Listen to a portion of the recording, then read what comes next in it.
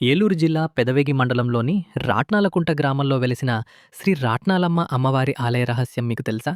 ఇక్కడ అమ్మవారు కంఠం, సగం శరీరం, ఒక చేయి లేకుండా విభిన్నమైన రూపంలో దర్శనమిస్తారు. 5వ శతాబ్దంలో పెదవేగిని రాజధానిగా చేసుకుని పాలించిన ప్రాచీన వేంగిరాజుల ఇలవేల్పు ఈ అమ్మవారు. ఆ రోజుల్లో రత్నాలు, వజ్రాల సంపదతో తులతూగే వేంగి రాజ్యంపై దొంగలు, శత్రురాజులు దాడులు చేసేవారు. అయితే ఆ సంపదను దొంగిలించడానికి వచ్చేవారిని సరిహద్దుల్లోనే రాట్నాలమ్మ అమ్మవారు అడ్డుకుని రాజ్యాన్ని కాపాడేవారట. అమ్మవారి శక్తిని తట్టుకోలేని శత్రువులు ఒక చంద్రగ్రహణం రోజున క్షుద్ర పూజలు చేసి అమ్మవారిపై ఒక మాయా ఖడ్గాన్ని ప్రయోగించారు. దాంతో అమ్మవారి శరీరం ముక్కలైంది. కానీ శరీరం ముక్కలైనా అమ్మవారు తన రక్తంతో ఉగ్రమైన అగ్నిని పుట్టించి శత్రువులను సర్వనాశనం చేసింది. ఆ అగ్నిజ్వాలలను శాంతపరచడానికి వేంగిరాజులు అమ్మవారికి కోట్లాది రత్నాలతో అభిషేకాలు చేశారు.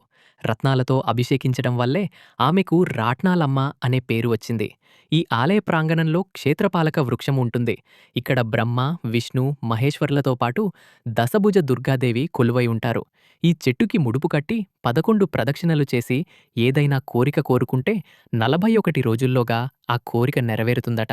ఈ విధంగా భక్తులు తమ మొక్కుబడులు తీర్చుకొని ఇక్కడే భోజనాలు వండుకొని తిని వెళ్తుంటారు.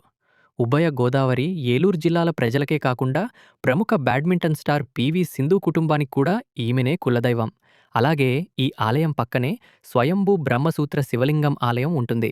రాట్నాలమ్మను దర్శించుకుని భక్తులు ఈ ఆలయానికి కూడా వెళ్తుంటారు. మరి ఈ మహిమాన్విత తల్లిని మీరు దర్శించుకున్నారా? కమెంట్ చేయండి. ఇలాంటి మరిన్ని ఇంట్రెస్టింగ్ వీడియోస్ కోసం ఇప్పుడే మన ఛానల్ని సబ్స్క్రైబ్ చేసుకోండి.